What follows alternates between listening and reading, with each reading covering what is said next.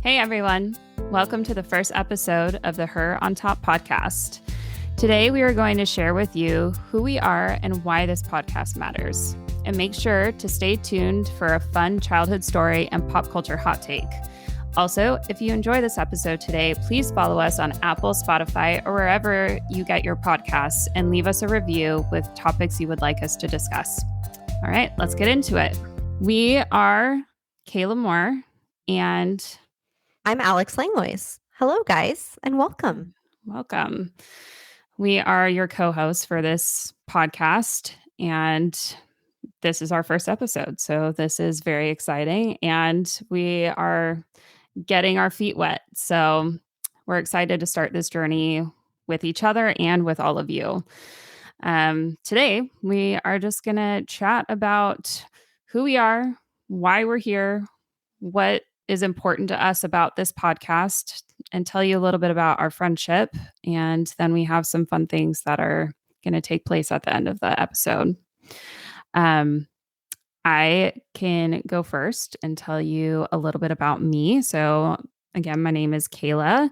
I am a licensed marriage and family therapist, and I own my own private practice in Gig Harbor, Washington. And I really wanted to start this podcast with Alex in particular because she is my best friend. But Hello, guys. We have also both grown up in very similar families. We started this friendship when we were in elementary school, and we both have a passion for discussing the topics of sex and relationships. I personally work with relationships and sex in my practice, and that is kind of the specialty that I have in my work with clients.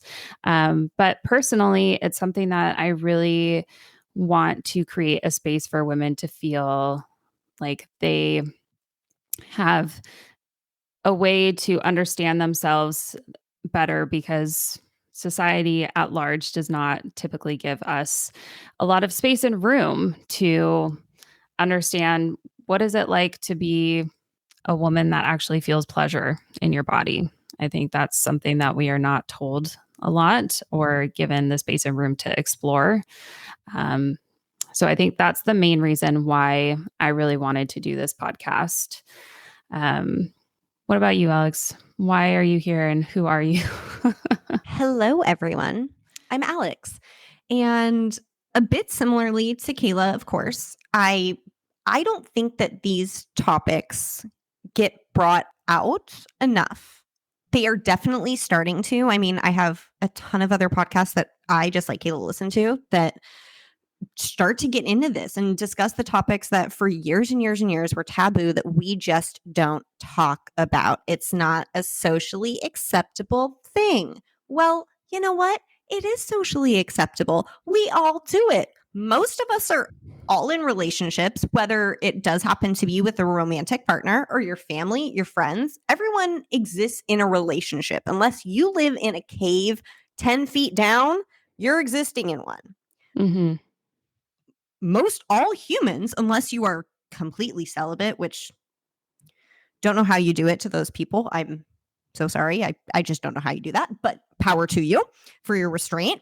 Most of us are all having sex as well. So they're totally normal and natural things that happen. And I hate that when they get pushed in to this taboo topic. They don't need to be taboo. They aren't taboo.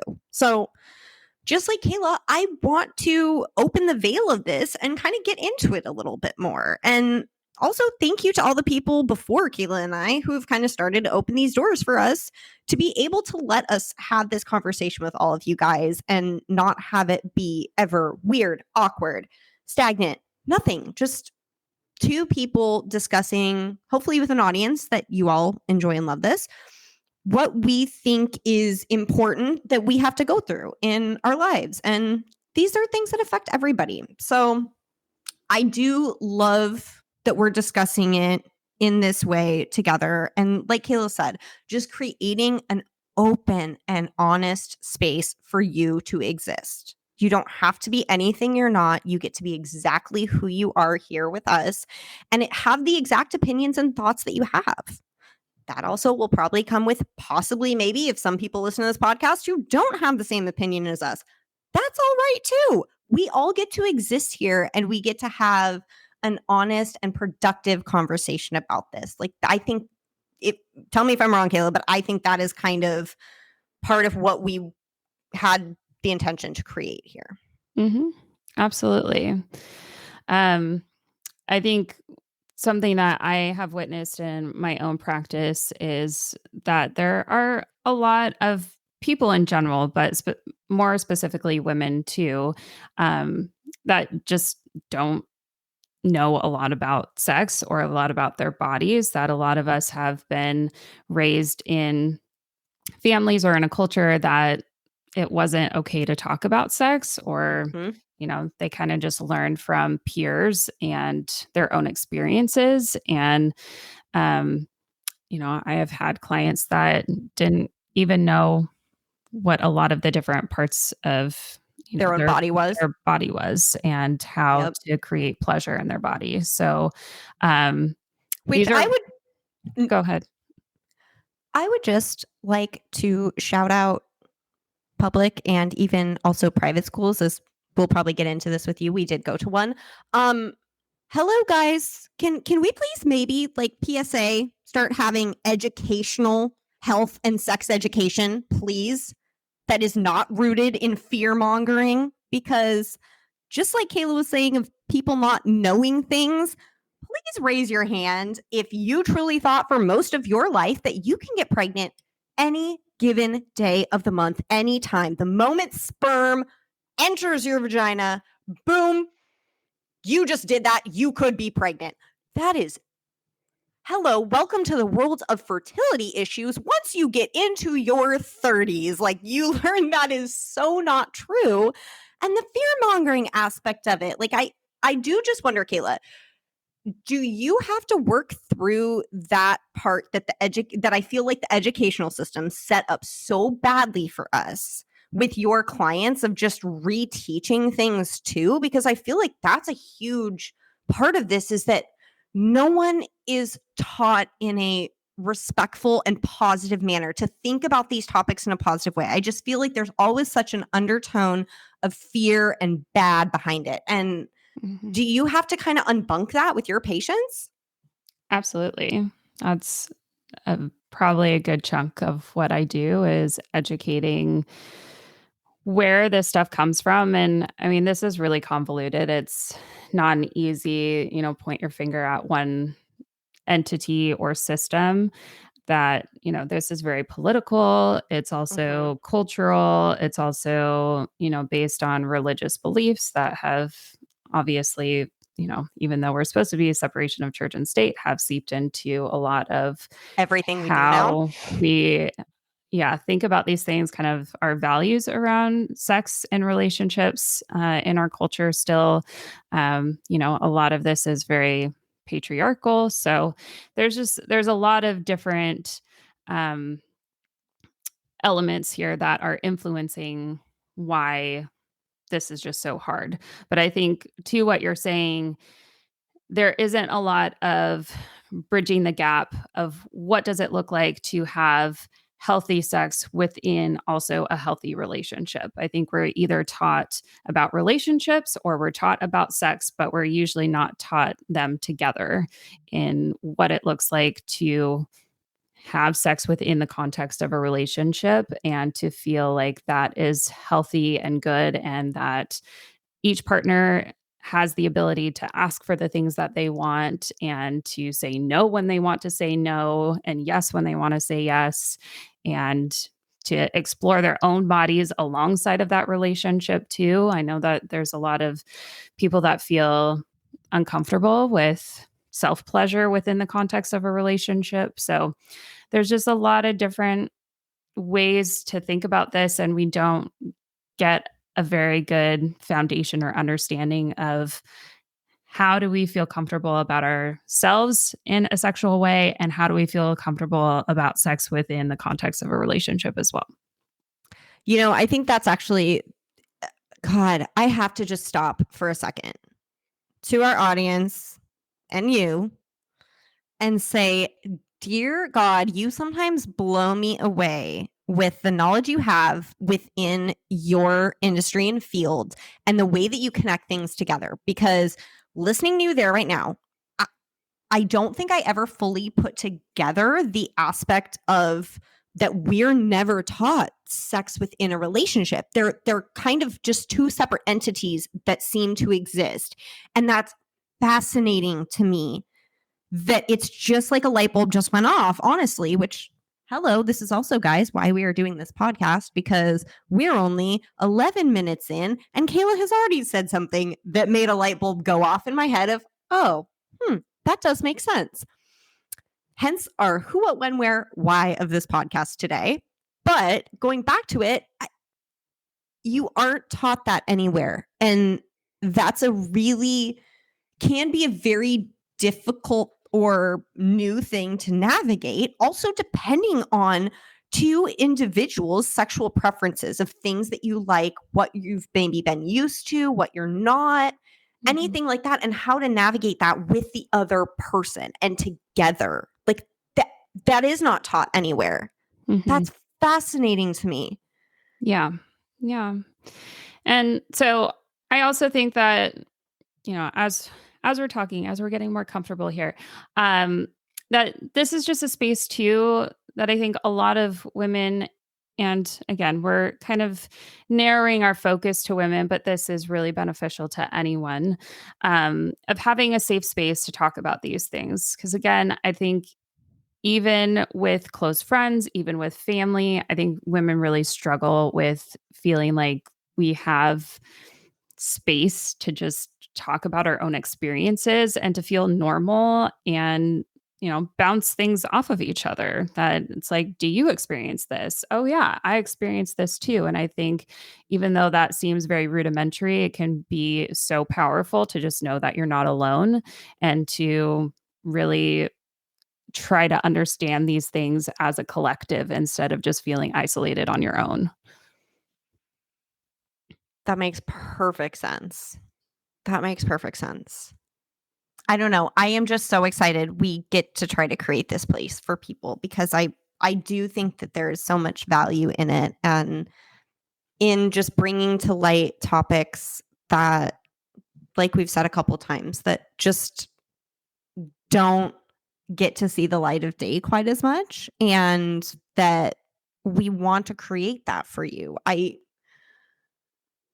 It's been a little bit of a time coming, guys, I will tell you, of us organizing and putting this whole thing together and starting recording today. I can't lie to you. I am so excited for this journey. As everyone knows, starting anything, like the mundane, like getting things together part always kind of sucks. It's probably no one's fun part of anything. I mean, unless you're crazy detail oriented and really love that, and power to you if that is you. But getting into this space today, I am just so happy about it. Like, I'm so thrilled. I am thrilled to be here and to be doing this. Yeah.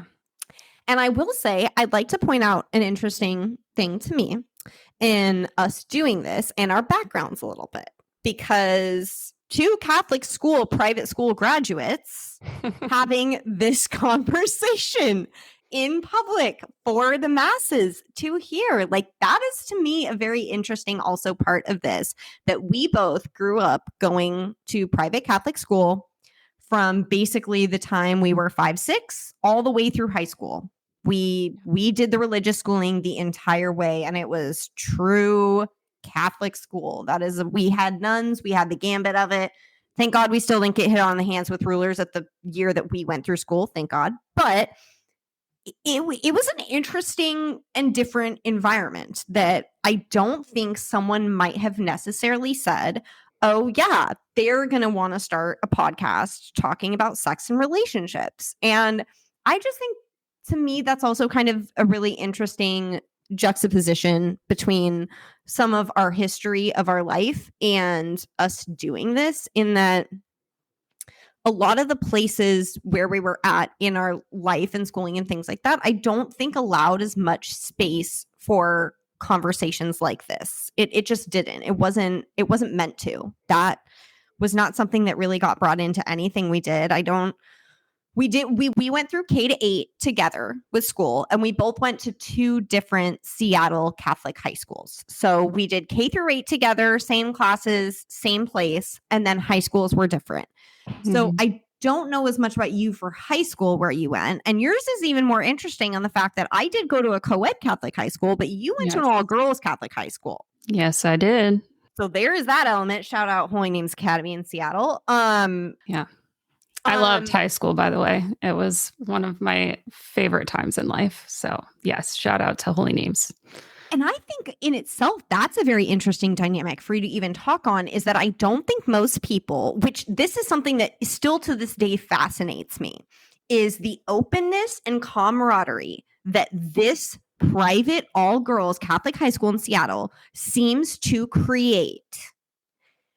It's not what you would think, right? Like you would think everybody's super serious and, just about school and this and that. And you're not allowed to do this and you are allowed to do this and don't talk to the boys. And that's why they're not here and all of that. And the boys aren't here so they don't distract you and la da da da da, all that crap, right?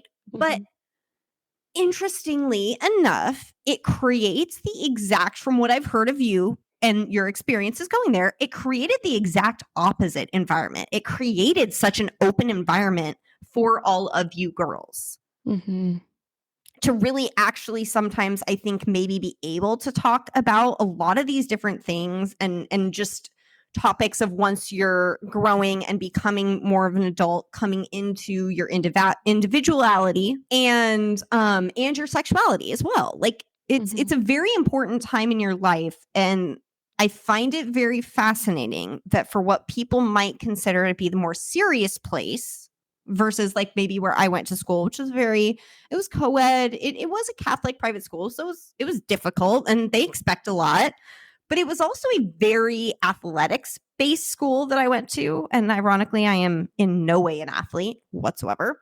And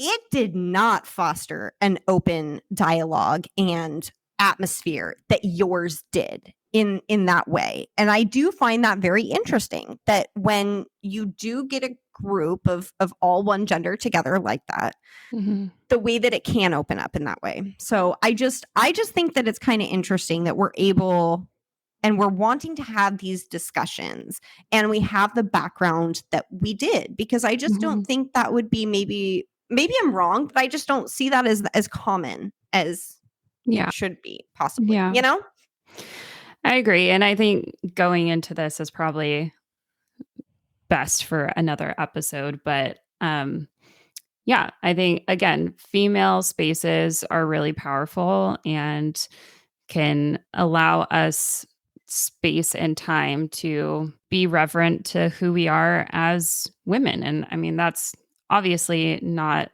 the same across the board, that everyone has their own experiences and being a woman is different for everyone. And obviously there's more than just men and women.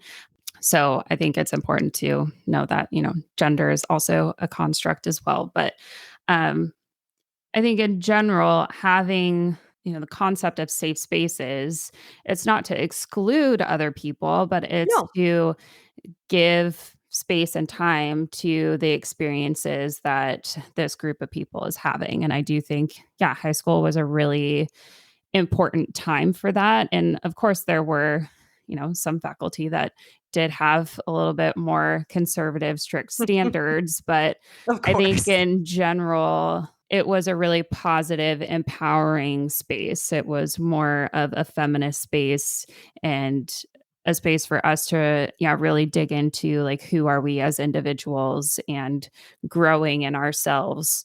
And there were always the O'Day boys that you could go have some fun with if you wanted to. You do have the boys right down the hill, not too far, just literally walking distance from you when you want them. Yeah. So it wasn't like we were deprived of any normal experiences as a teenager if you wanted to go, Have those. have those experiences. But I think just in our day-to-day lives to just be able to, yeah, not have to worry about the whole dating aspect of school while we were in high school, or at least like in class during the day, Yeah. um, was really nice. Like, yeah. Again, I think we could go into this in a different episode because I do want us to talk more about Yes. This how could did we meet and what was it like for us to be in Catholic elementary school together ooh, and developing our friendship together. I love this. So, to the best of my recollection, and I also think this is a very odd yet somewhat funny thing for me of there are certain friendships in my life that I still hold to this day, incredibly dear, that it didn't start out with us initially loving everything about each other or loving each No. other at all. Like it started out with, I don't actually know if I really like them at all. Yeah. And then magically, this like flip of a switch and this connection happens where you then go, oh, Mhm. wait, like you share all these different experiences with me and you can connect with me on all these different things that other people seem to not be able to. Yeah. And I just think it's funny. I don't know if it's a personality trait thing with specifically me. I do think maybe it is, but I can point to multiple friendships where I didn't think I was going to like them at first, and then I really did. So I think that's an interesting one with our friendship too, where initially when we were very young, we did have different sets of like kind of friends a little bit. And I don't really know what year maybe it was. Maybe like about was it about the second or third grade maybe that we actually started then becoming friends?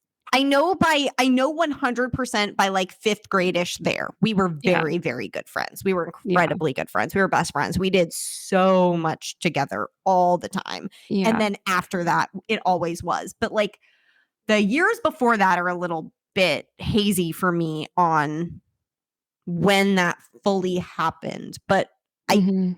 I do think because, like Kayla said at the start of the episode, she and I both had very, very, very shared experiences of home lives. Yeah.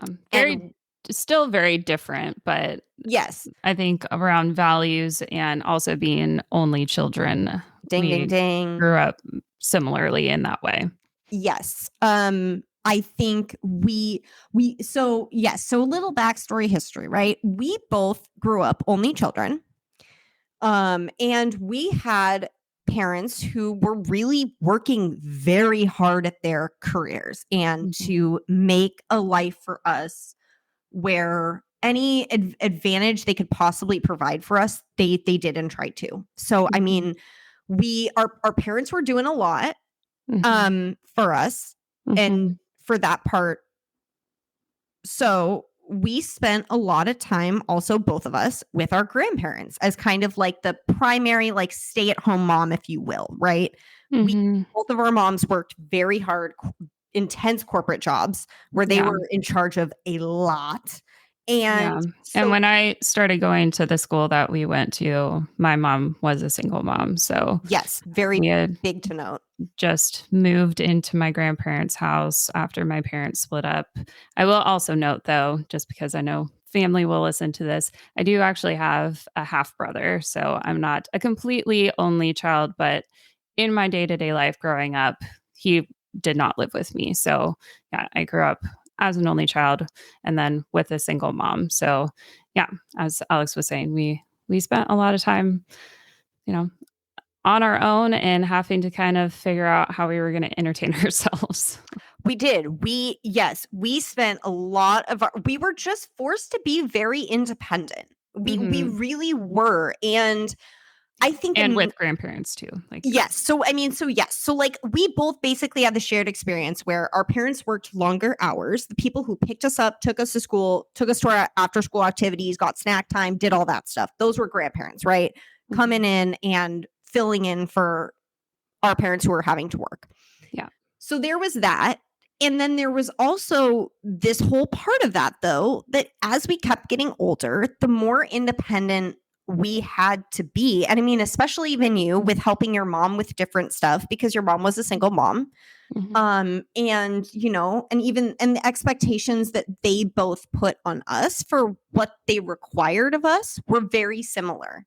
Yeah. We both grew up in homes where we had to help clean. We had to keep our rooms tidy. Like there was no like, let me just shut the door and pretend that your room isn't a complete and utter pigsty and it's fine, I'll walk by it, it's your room.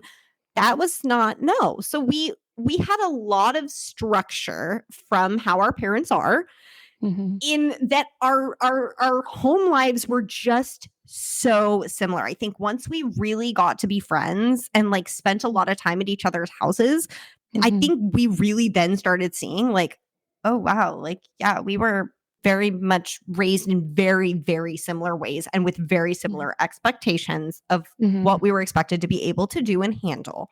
Yeah. Yeah. So I think there was that. I mean, I will note for the audience, like, just so everyone knows, I was kind of shit show as a child, a lot more than Kayla. Kayla was the organized one. She had a place for everything. She cleaned everything up with it when she was done. I was a lot more of the tornado running around in a circle that you kind of had to wrangle to do it. Yeah. I was going to say our personalities handled those things differently. Very differently. Yes, we were.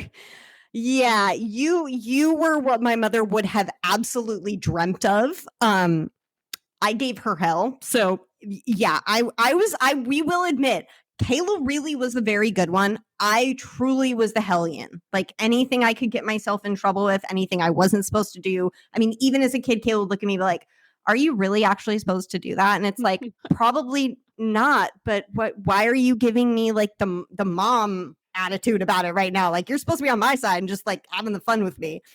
So I think that is also what makes our relationship so special to me as well, is just that we are so similar in so many ways, and we are also so different in so many ways, so that it just ends up becoming this great balance between the two, where you provide things that there's never really going to be a day that I'm going to bring that into the mix, and vice versa. So that did just help us to build a really good friendship that we've been able to maintain. So we have, let's just say, what do we want to say? Like 7, maybe we were friends by 7 or 8. No, because 7 or 8 was like first grade, first Oh. and second grade. So I would say at least 10, by 11? 10. Yeah. Okay. So if we could just go with the ballpark number of 10, then we're going to say that we've really been incredibly close for 20 years now. 20 years. We're both 30.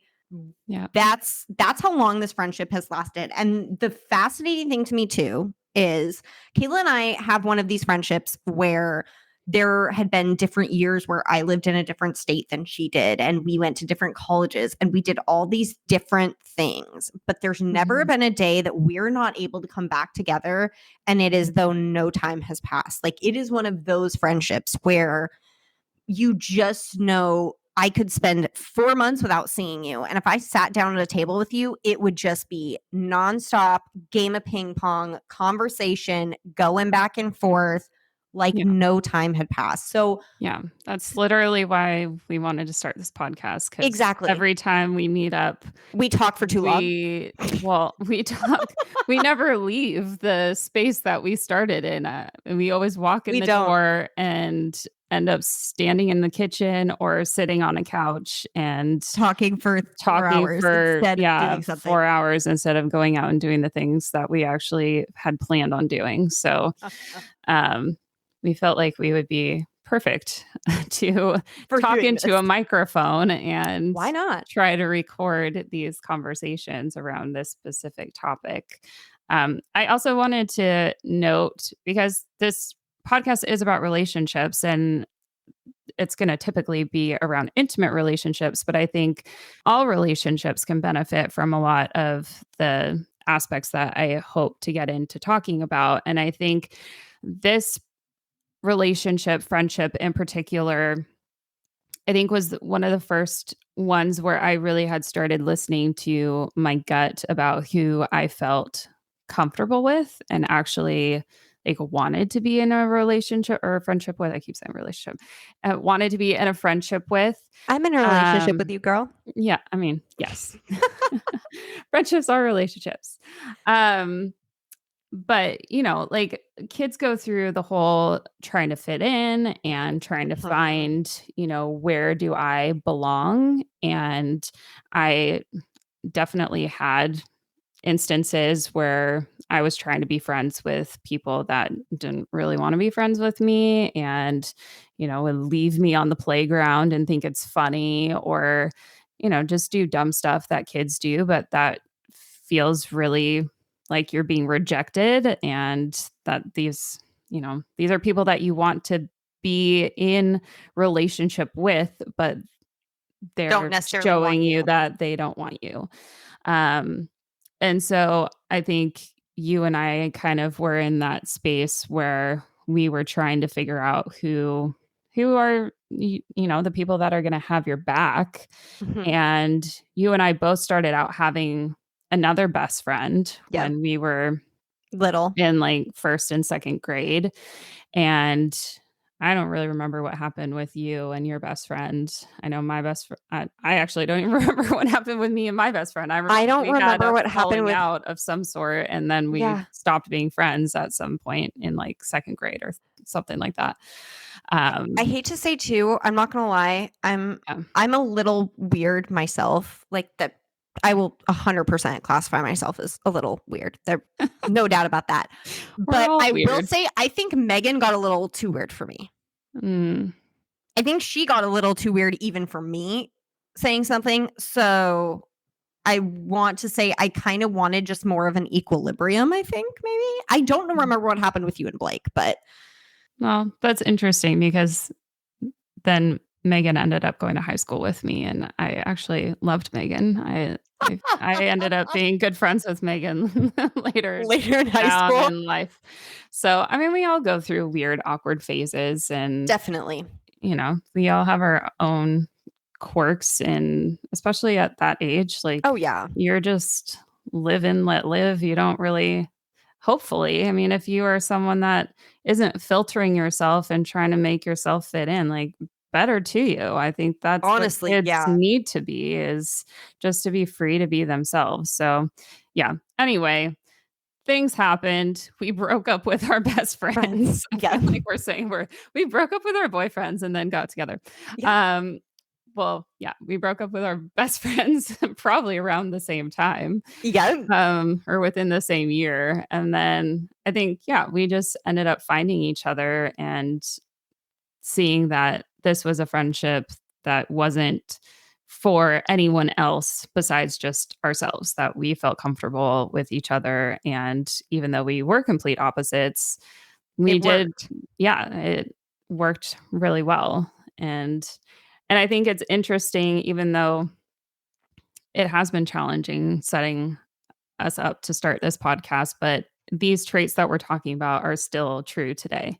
Yeah. And I think 100%. still are seeing like the hard part about being opposites, but then also trying to see the benefit in that. And I think, you bring out a sense of just like, fuck it energy that I need to work on myself. I'm so Always. kind of by the book. I mean, I'm fucking in a way of like, I don't want to follow the status quo. I always want to do Nope. my own thing, but if I set my sights on doing something, I have to do it by the book to be able to do it well. Where And I throw the you book out the window on yeah, I-5 and let the pages just go. And yeah, then I go, okay, that was a fun outline. Let me remake all of it. So right, it's yes. right. So it was a little bit of an interesting start to getting this created. I will say that. It was, there were days where it was harder than it was easier, for sure. But Yeah. I will say right now though, I am so proud that we worked even through that, which was a little bit harder to do, to create this and be here today on the first day of recording. Like, it was so worth it. I will say that. Like, every little bit of what might have been difficult to get this up and running today, like, made it so worth it. For me, at least. Yeah. Yeah. Do you have any other things that you want to chat about our origin of our friendship, or do you feel like you're ready to move on to our funny story that we have? You know, I was just going to see if we want to give them a little bit of a quick background on where we're at right now in our lives. Oh, yeah, that's probably a good idea. You know, that's what I was thinking. It took me a minute to figure out how I wanted to like put that together in my head. But just give them a short little background of, you know, where are you at right now in the stage of your life, and where am I at, so that they can, because now they've kind of got the backstory. They know that we've grown up together, that our families have grown up spending time together, things like this. But where are we today? Yeah. Okay. So again, you guys know that professionally, I am a licensed marriage and family therapist, but I am also a wife of 5 years now. We just had our 5-year anniversary, and my husband and I have been together now for 10 years this year as well. So it's been a very long-term relationship so far, that we met in college and have been going strong ever since. And we now are the proud parents of a almost 20-month-old, so essentially 1.5-year-old.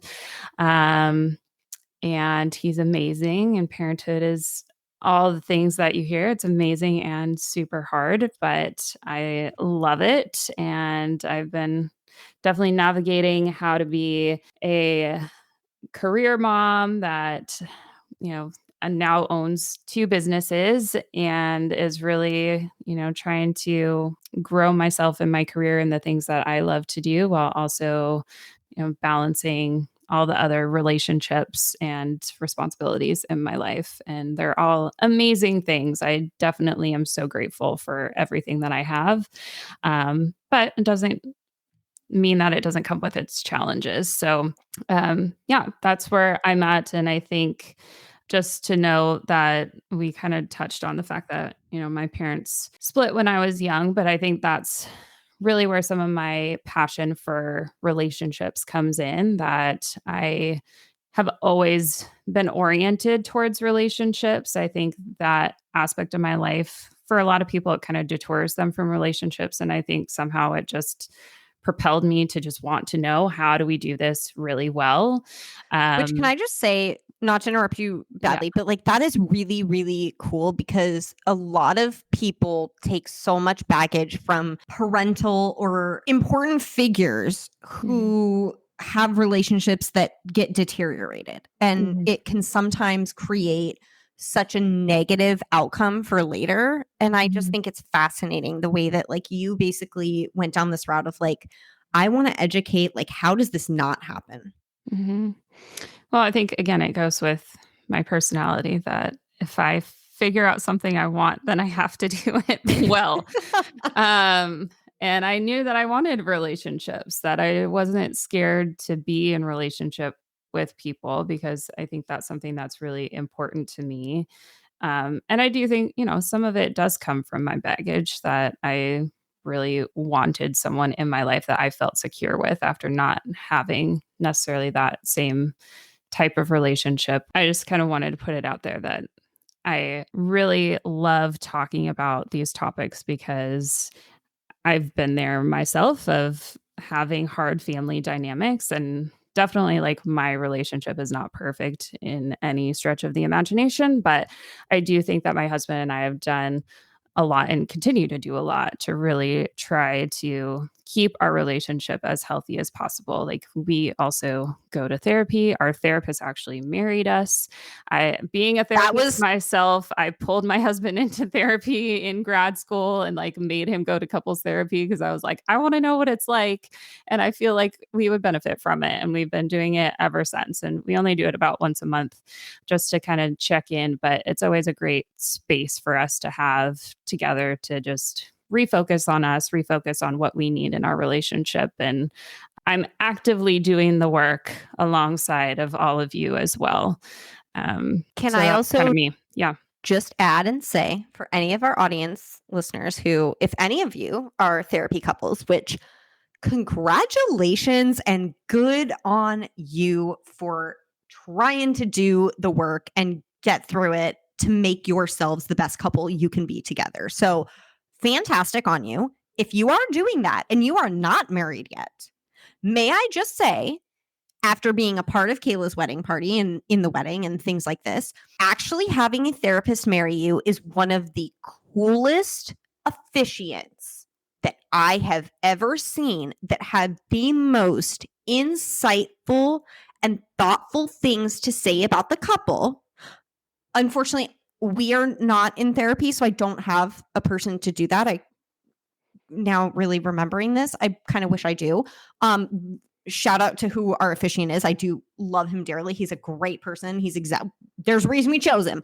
But if you actually are a therapy couple and you aren't married yet and you're not super religious and you don't know who to ask, can I just implore you, think on asking your therapist. It was one of the most beautifully said wedding ceremonies I have ever been to in my life. I've never heard a better officiant than their therapist marrying them, just so all of you know.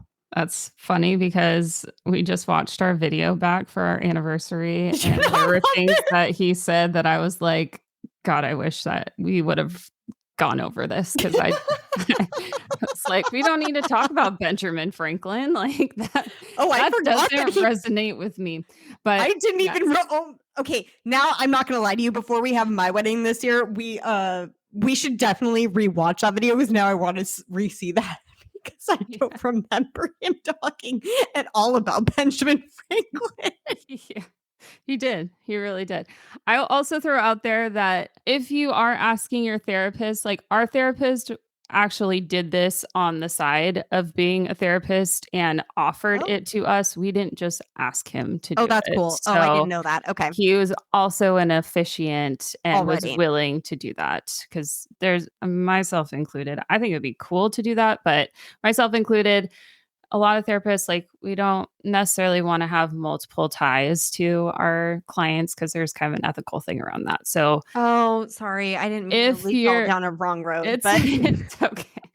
If your therapist is go willing figure. and able to be an officiant and is like, ordained, obviously you can get ordained on, whatever.com, but, yeah, just make sure that your therapist is actually willing and able to do that first before you go down that path. But it definitely was. And both my husband and I we're not religious after talking so much about being Catholic and growing up Catholic. We didn't want Catholic weddings. Yeah. Well, hence this podcast. Obviously, we're not super Christian here. No, we're not. Which, not bashing Christians, but not at all. Not at all. Not but in the conservative mindset for this podcast. No, I hate to tell you, this is just for our audience listening.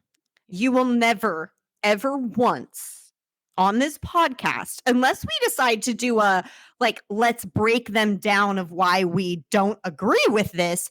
Yeah. You will never hear the words or get things that are conservative Christian values. No. This is not the place for that. That is not what we subscribe to. Sorry. No. We are both very liberal. So yes, if that was not already apparent. It should be. We live in Seattle, Washington for most of you who could listen to this. So yes, we very much are. Yeah. So just to throw give that out disclaimer. that, Sorry, guys. I didn't mean to lead you astray there. I just wanted to enforce that I did think it was a beautiful ceremony, and I think that they have a good insight into who you are as a couple, and sometimes random people don't. Yeah. Yeah. Kind of where I was trying to go with that. But Okay. So, yes, yes. and Alex was in my wedding. She was kind of the unofficial maid of honor, since I didn't really tell someone that they were maid of honor, but yeah, she was kind of my unofficial maid of honor. And so now you get to say where you're at in life. I love it. Okay. So, I bounced around through my 20s quite a bit, and I had a couple, one larger, like a few very smaller relationships that just, they were never anything I ever should have had. They were the quintessential toxic narcissism or control issue problems and the gamut, you name it. So I went through quite a little trial and tribulation to get to where I am today. It took a lot of work also on me and myself. I will say that in the years between probably one of my biggest relationships that I had earlier in my 20s to now, it was a lot of work. It was a lot of individual work, and I know that a ton of people are in spaces maybe where you're doing that. And I'll just give you the disclaimer that even when you think you've done like as much work as you humanly possibly can, and like I'm here and whatever else, sometimes you get to where you want to be just to learn there is still endless amounts of work we can keep doing on ourselves. So, I am not the guru of my relationship that I am in right now whatsoever. We do have issues that come up, not all the time, but we do. And I have to keep working through myself and how we communicate those and handle them and deal with them. But I can very proudly say today that I am in a relationship with one of my absolute best friends, with someone who when I think about it, I can't imagine and can't fathom how I haven't known him my whole life. I don't know. Mhm. I mean, we were even literally sitting a week ago on the couch, and he looked at me at one point and just randomly, just doing nothing, and just goes, I can't believe that I haven't known you forever, because it feels like I have. And I just am kind of sitting there going, yeah, I feel the same way sometimes. And the only thing that I regret is that somehow I didn't find you sooner. But there is another whole piece of me that goes, if I would have found him sooner, I hate to say, I would have not been in the space to probably be able to do this. So Yeah. Yeah. to me, he came right at the right time in my life and his life, where we were both very ready for something. I did find him completely by chance. Like, I found him on Hinge. I will not lie about that anywhere. Mhm. That is exactly how I found him. Yeah. Well, my husband and I also met on OkCupid. So See, there we go. It's yeah. not, Two dating app relationship success stories over here. Yes, exactly. They can work. I will tell you, most of them are horrendous. Yes. Most of the things you find on there are going to be horrendous. But if you wait long enough, you just might find the right one. Yeah. And thankfully I did. And what's very fascinating to me is a bit in the way, like Kayla and I, his and my personalities are incredibly different. And the way that we handle conflict resolution, different things, very quintessentially different. Mm-hmm. Very much so. Like, I am a sit and stew, and I need time to process and think through every bit of how I feel. And I do this silently, which I will tell you is not fun for anybody. If you're one of those people, the other people around you don't love it. It makes them feel very awkward. No, they when don't. You need to mentally process through absolutely everything and then come to something.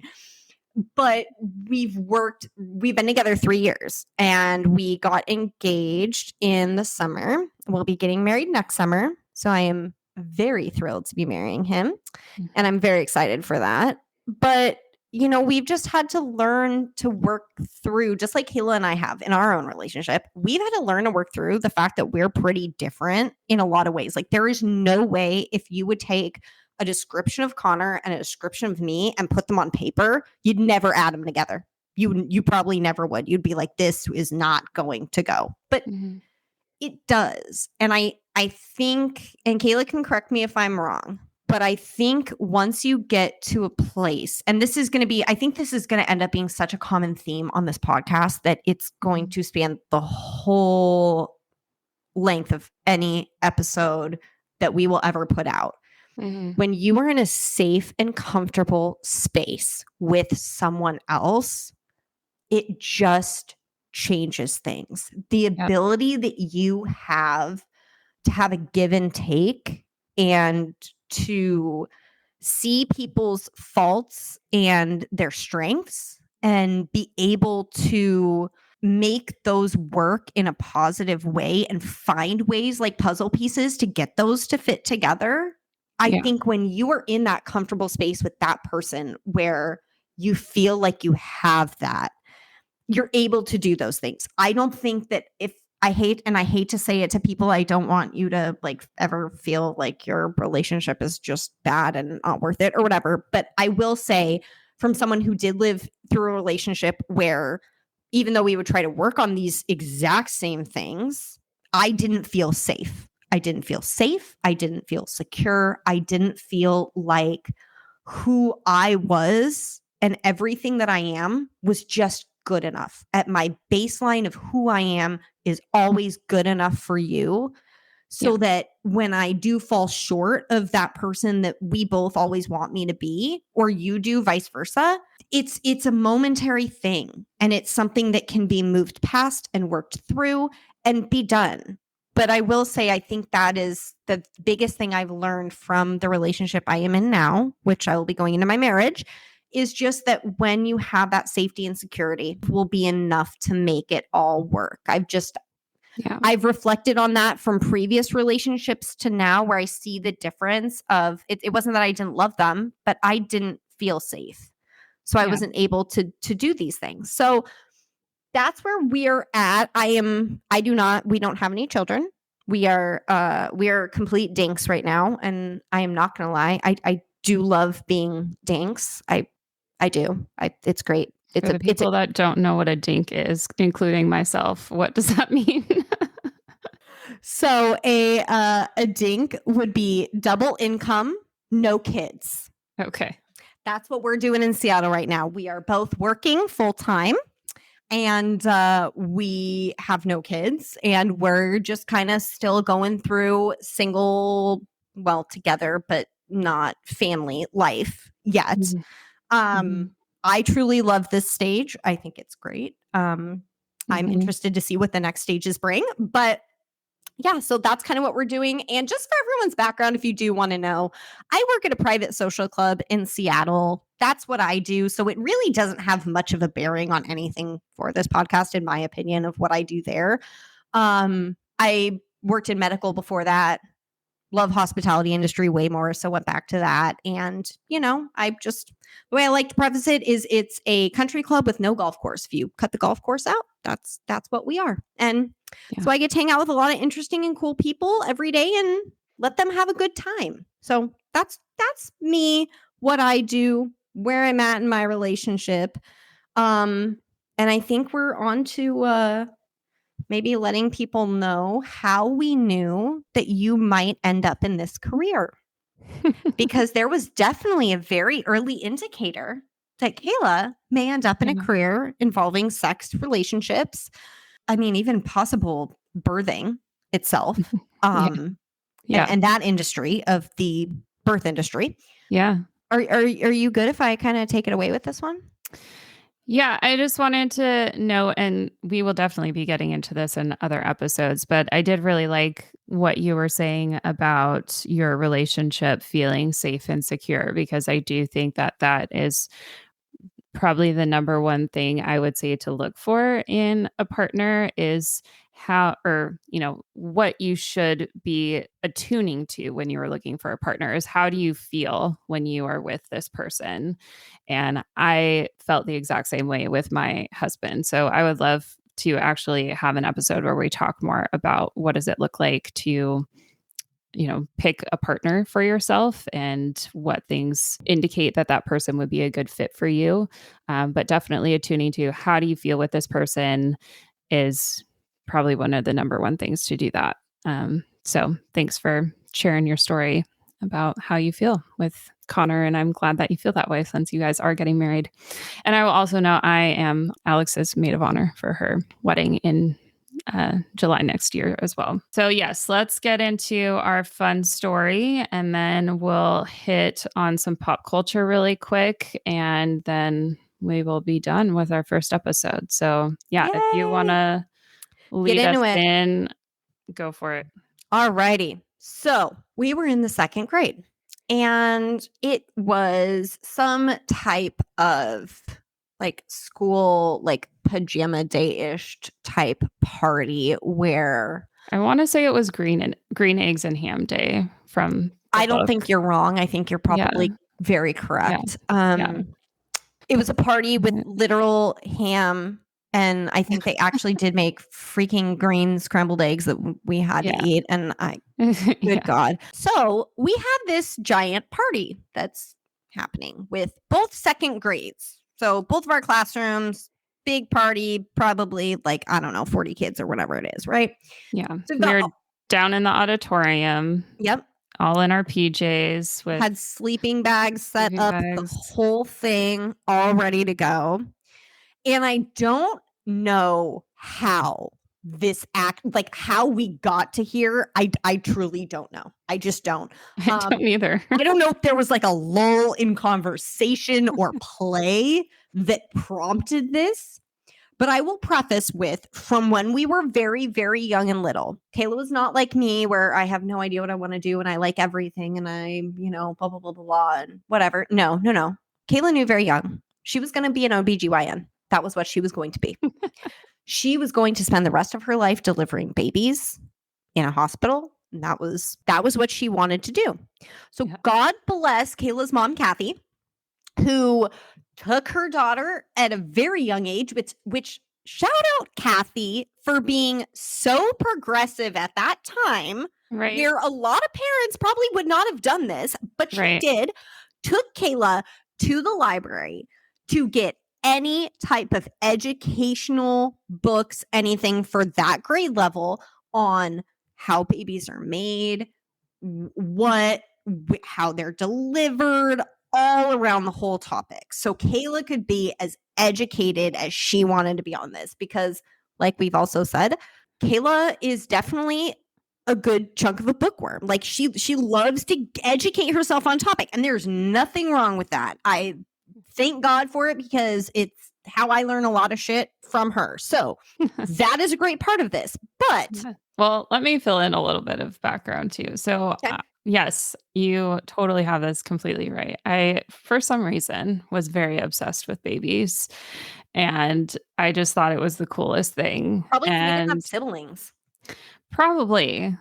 But I would watch this show on TLC, if anybody remembers this show, called A Baby Story. And it basically just followed a pregnant woman through the end of her pregnancy and then showed the birth. I remember that TV show. Kind of a weird concept for a show now that I think about it. But I loved this show. And so somewhere in second grade, I begged my mom to tell me where babies came from. I was like, I want to know. I need to understand these concepts. And so, one day she took me to the library. We got some books on it. And I just remember reading through the books. And I don't really remember exactly how much she was answering questions that I had or not. But I just remember getting to the part where it was penis goes in vagina. And I was like, that goes in there? And mind blown. Yeah, total mind blown. And my mom was just like, yeah, It does. I think she was very uncomfortable, but also was like trying to be cool, trying not to shame me in any way. No. And yeah, serious shout out to my mom for being. I don't even know if she was like. I mean, she must have consciously been doing that because that was a very like pointed decision to make. But I think I just got very excited that I had this new found knowledge, Oh, yeah, she and did. I needed to share it with my fellow classmates and Oh, make yeah, sure she that did. they all knew this amazing thing that I just found out. Yeah, Kayla, just for anyone ever to know, and we'll have so many episodes on different things, so you will definitely learn this the more you listen to us. Oh, you will learn she does not ever gatekeep any knowledge she Oh, gets. Like, heck when no. by the time we get to talking about birth and different ways to do birth and pregnancy, by the time we get to that section of the podcast, you will really learn that, oh my God, this girl is so knowledgeable on anything she sets out her mind to find out about. And no, she does not gatekeep it. She never has, which thank God for that. But I don't know if that was something the teachers were probably thanking God for on that day. But so as we have, all of these lovely little sleeping bags out and all of this stuff going on, Kayla decides that she is going to give basically a lecture to our second grade on exactly how babies are made. And I kid you not, there was a part of the lecture where Kayla, as a second grader, explaining how we make a baby, looked over at kids that were snickering and actually said to them, if you can't be mature enough to not laugh, you maybe shouldn't be hearing this. It was a version of that. Like, I don't know if that was exactly word for word that you shouldn't be hearing this, but she did call them out for snickering. And the fact that if they're not mature enough for this information, maybe they're not mature enough for the conversation, because you don't need to be snickering. It's not that funny. I Oh, love yeah. that because I don't remember that part at Oh, I all. remember that because I was sitting by somebody laughing in that circle as soon as they heard a penis goes in a vagina, and they started giggling. Of course. And you really called that out. You were just like, no. This is my second grade TED Talk. And if you're not here to listen and focus and not find it funny, you can get out of the TED Talk. It was hysterical. It was truly like, this was the foreshadowing, just for all of our audience to know, of, if you had any doubt of maybe why and how Kayla would turn into a relationship, family, marital, sex therapist. This was the foreshadowing. We thought she was going to be an OBGYN, but we went different route. And I have to say, to be honest with you, I actually love that you went this route as opposed to OBGYN. I find it more fascinating and I love it. So I love that. But yeah, just so everyone does know, this love of this topic truly began for her at a very young age. This is not something we just decided one day when we were thinking about different routes to maybe go into for psychology and what type of a therapist we might want to be, that, oh, let me just pick something on the page and sex and relationships look fun. No. She's been doing this for forever. So that is the lovely, funny story of foreshadowing of how we kind of got to there. Yeah. So that's just a little funny tidbit for you guys to kind of have a little backstory on why and how we're here. Yeah. I will say the, kind of interest in birth definitely revived, being a mom or becoming pregnant myself and having to Relearn about all of it. go through that experience firsthand. I definitely have revived that. And even though it's not what I do in my job on a day-to-day basis, I definitely have a side passion for talking about all things birth, and also very much enjoy working with couples that have kids. And I definitely can empathize with that experience a lot better now that I've gone through it myself. So we will definitely be having some episodes to talk about motherhood and birth and all the things, but not today. No, not today. I think where we're at for our last one of Yep. today is going to be our hot take. So we had this lovely idea of a hot take, a double pun, if you will. Hot is in HOT, and interesting, intriguing, popular. Also, HOT is in the initials of this podcast. So Yes. very funny. And the one that I kind of wanted to bring out for today is the relationship that is getting more media coverage than anything else happening in the world right now. Yes. I swear to God. And Kayla is a diehard Ed Sheeran fan, which I love Ed as well.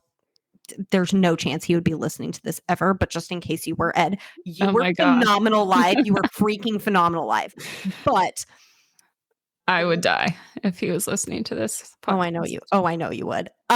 She goes really hard for Ed. I adore Taylor. I really do. I will be honest about it every day and twice on Sundays. I love her. I adore her. I think she's one of the most brilliant songwriters of this generation. Absolutely. And I just she fascinates me. She truly fascinates me. So I do kind of love that the whole world is so fascinated with her right now. I think that's kind of fun. But I will just say I am still a fan of Taylor. She's just not like my top, but no. My son is a Swiftie. We've been listening to a lot of Taylor Swift the last like 6 months. Yes, we are Swiftie household. So I love that. Okay. So yes, so we both really enjoy, right? Okay. So anyways, the relationship that has taken the world by storm, Mr. Travis Kelsey and Ms. Taylor Allison Swift. Dang, you even know her middle name? Yeah, I do. I told you I was Swiftie. I do know. I do know her middle name is Allison. I know that. But anyways, for the context of our podcast and talking about relationships, I just thought that since this is what's going on right now, and it is such a huge, momentous covered topic, is the relationship between Taylor and Travis. And why is everyone loving it so much? Why is it so intriguing to the whole world? I mean, of course, yeah, a pop star and a football player. Yeah, that's kind of fun. But I mean, the absolute way that they have literally dominated everyone's attention in the media for this long, I don't think we can just attribute it to fandom. It's not just fandom. I don't think it is. I think that all people, we love to be able to see the possibility of a happily ever after. We like that. We want to see something that's good, that we see is lasting, that, you know, has that ability to just go the distance, right? Mm-hmm. And we've seen her in many ways. Now, in no offense at all to Travis Kelsey, like, yeah, we see you Sundays, Thursdays, and Mondays through all of football season throughout the year. That is very true. I'm not trying to say we had no idea who you are before Taylor. We did know, but I did not know. Oh, okay. Well, I only follow the Seahawks and loosely. Rightfully so. In terms of personnel, I've watched games, but I don't actually know all the players except for like the star players. But anyway, yeah. I was never a football fan whatsoever. The only thing I know about football was feeding I was people. Proud of you that you got Thursdays, Sundays, and Mondays in there. Oh yeah. Well, you know, that's kind of what happens when you marry into a very football centric family. Yes. We have a member who is coaching for the Vikings, so I follow the Vikings football and what they're doing. And of course, my adorable fiance has his little make-believe team that he creates and does through the season. So we've got his make-believe team. We have real teams. I think they're called fantasy teams. You know, they are called fantasy, but I just think it's funnier to call them make-believe because they are make-believe. This is not real. Like, as much as men in society want to believe that their fantasy team is really something real, it's not. It is true make-believe, okay? it is just make believe. Like that is what this is. Not meaning to shit on them, but yes. So I have become a lot more of a football fan. Now, am I a Kansas City fan? No, I'm not. And does Patrick Mahomes irk me to high heaven and just give me the ick? Yeah, he does. I don't really like Patrick Mahomes whatsoever. I just don't. Him, Brittany, not my cup of tea, not my bag. But Travis, on the other hand, has this adorable childlike quality to him and this kind of wonderment and excitement and happiness, and just gives overall good guy, happy-go-lucky vibes. Like I don't know how else to frame it. He actually reminds me a lot of my fiance in that way, where I am not that way. I can always find something to like go off on or, have a big opinion and all this other shit about. Like, no, he's just trying to happily live through the day and have a great day and smile for most of his day. That's kind of how I see Travis. And I think that the world has been able to see, for him being that and very family oriented, because, for people who are football fans, that he's got his podcast with his brother and he's incredibly close with his family, very family oriented guy. Trying to spend as much time with his parents, his brother, his nieces that he can. I mean, it's fantastic. So you've got that, right? And a person like that. And you have Taylor, who has lived out of the spotlight now for quite a few years. Her previous relationship, you saw her once in a great while somewhere, but you never saw them hardly ever anywhere. They were never in public. There weren't really displays of affection that you got to see or anything like that. And I'm not trying to make an opinion about a celebrity relationship where the media wants to follow every bit of your life, because I have no idea what that's like. I don't know how that feels. So I understand also wanting to keep parts of your relationship private. I completely understand that. Like, your relationship, every bit of it isn't entertainment for everyone else on the planet. Like, that's not what it's supposed to be. And I do feel bad that very famous people, that is exactly what we do to them. They become our entertainment. Their ups and downs of their relationship become entertainment for us to just take in. I get that. But there's this sense that I also get and see of, I don't know if all of the other men that she's dated, I seem to have a feeling that they might have had a bit of an insecurity with her star power, I guess we can say it, or her big personality and energy and everything that she is and brings to anywhere she goes. I mean, she truly is enigmatic. Like, it is insane. The crowds, the everything that she can draw. It is. Right. So I get that might be hard for a partner.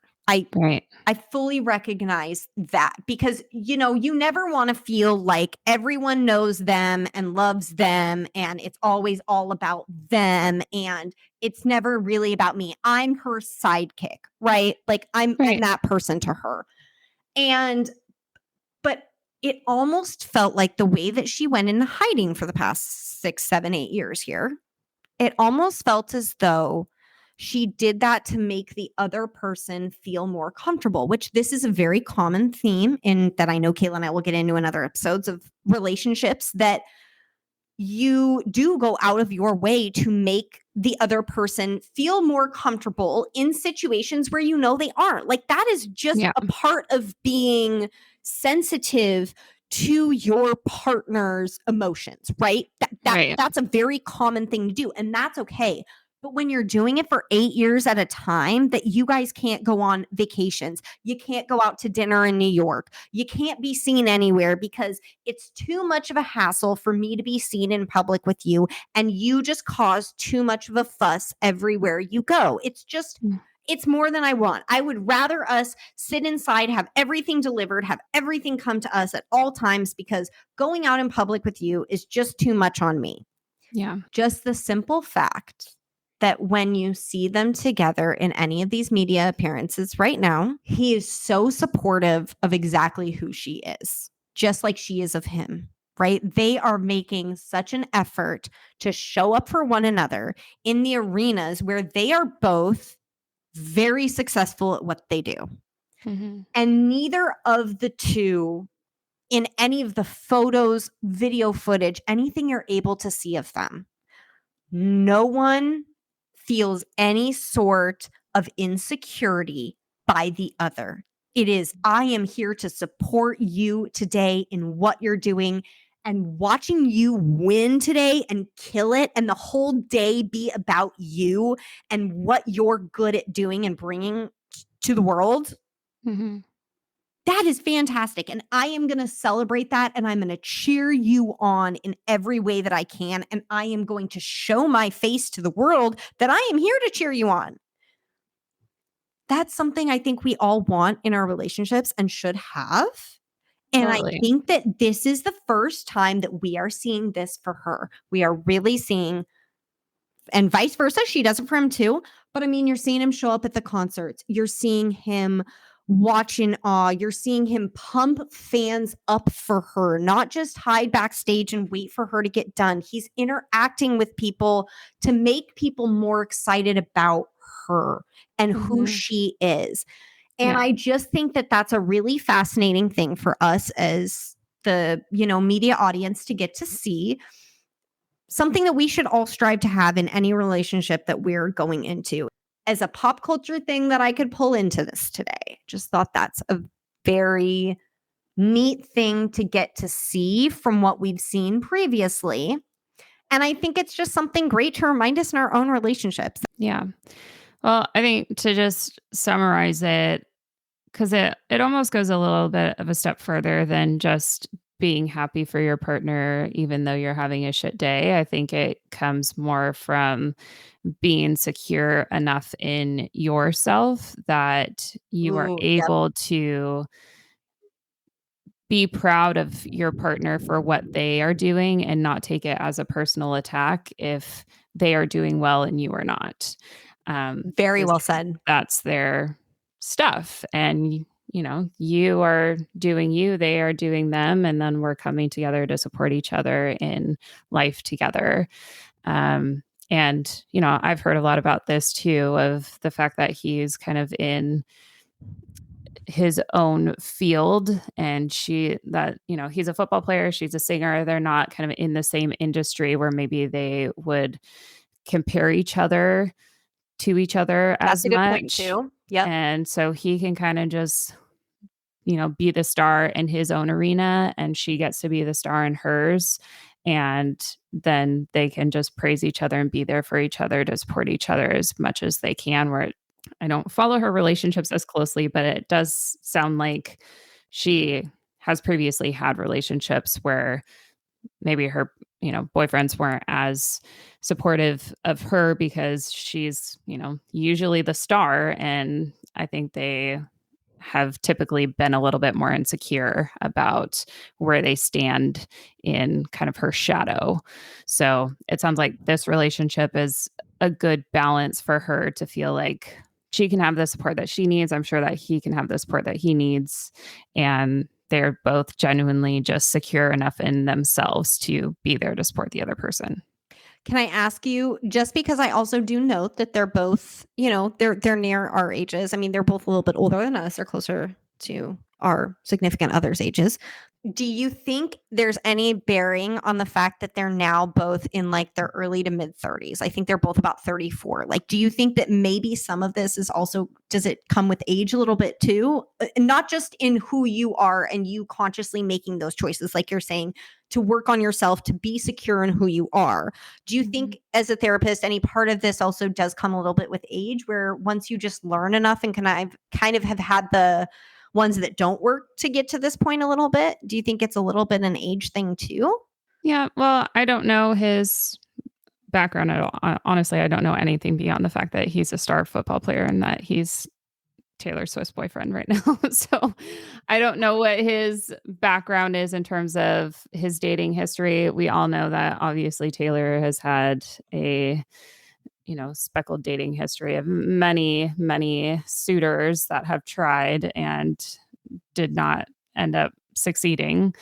Um, yeah, I think there's a lot of different factors. I think age definitely can play a part. Again, as you have said, as long as you have done the work. I mean, there's plenty of people that go through their whole lives and don't ever take a Do the step work. back and try to have some introspection about what didn't work in my previous relationships and how can I improve that in, my future relationships. So working to find a person that suits you better instead of continuing in the same patterns that you have had before. So, you know, something has had to go right for them both to get to Get to this this stage. place that they're at now. And I'm sure a lot of that is personal experience. It could, just be age of maybe just being done, taking whatever person comes your way and actually trying to be more intentional about who you're choosing, depending on what their goals are. I don't know if they, have plans of marriage and family and that type of thing. But obviously, once you're getting into your 30s, having You have to kids think is about that. more on your mind. So, yeah. So I think there's a lot of different things. I don't really feel like I know them well enough to speak specifically to what's happening, but I'm sure, there's been experience and maturity there to now say, this is a healthy relationship. And obviously, as us looking in from only a very small, piece of what's going on with them, we don't really know, the full scope of their relationship. But on the surface, or at least what they're showing to the public, it does seem really healthy. And it seems like they're very much in love and happy to be with each other. And I'm glad that they're still in that when it's been put on such a public Microscope. stage. Oh Like, God, yeah. it's insane how big their relationship has gotten at this point. So, um, I mean, I yeah, will say, yeah, it's a little bit crazy when you own a $900,000 house that you have to sell to buy a $6.9 million house to actually have privacy in your own backyard. Yeah, that's a level of people looking in on you that I, for the life of me, cannot imagine. So yeah, props to continuing the love and cuteness and all of this through that, because yeah, that seems kind of difficult. And when everyone has yeah, an opinion, like yeah, that's got to be hard.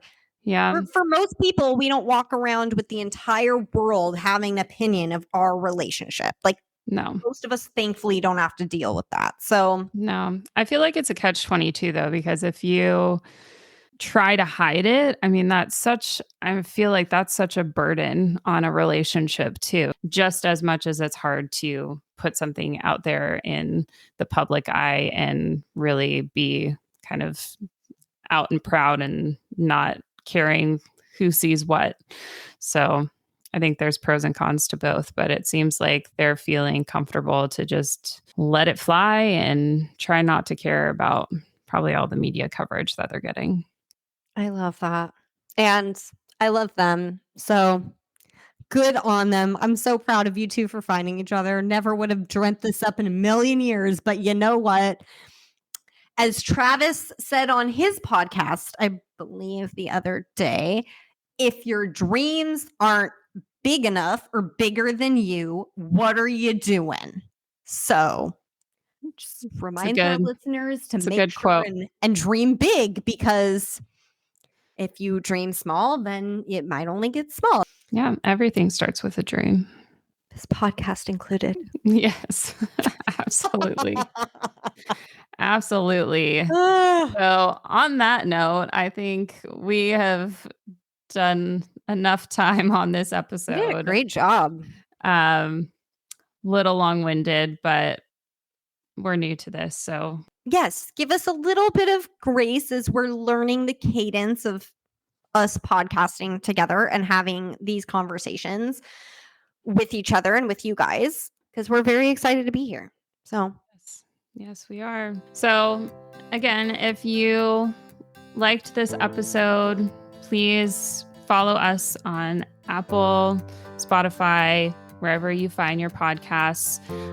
We would also love to do some listener questions. So if you would Yes. like to leave us a review and either, share your thoughts about what you think about our podcast, like a normal review, great. If you also want to leave us some questions or topics that you have in mind that you would like us to talk about, that would be fantastic too. We would love to share those on our episodes. And as always, please just tune in to our next episode. And until then, we hope you all have a great day, and we will see you next time. See you next time, guys. Thank you so much. Thank you. Take care.